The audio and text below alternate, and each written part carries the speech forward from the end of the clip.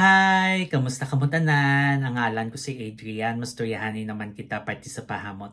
Ini nga pahamot nga luya ko istorya sa inyo subong tawag siya Boss Bottled Oud Aromatic for Men. Iyan ni siya ni Hugo Boss.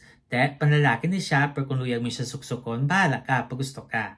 Kag ude parfum ni siya butamblon isa ka braso kalayo bago ka masimutan. Ano ni siya klase nga pahamot? Bali, mainit nga mabulak nga madalom, amo na siya kung simutan. Angay siya sa matugnaw nga panahon, ang temperatura nga para siya is between 50 to 70 degrees Fahrenheit o kung 10 to 21 degrees Celsius.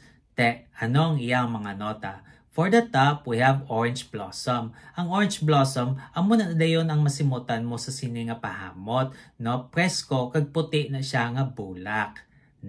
For the mid, we have myrrh. Amo lang na. Ang myrrh naman, mainit kag makahang nga nota.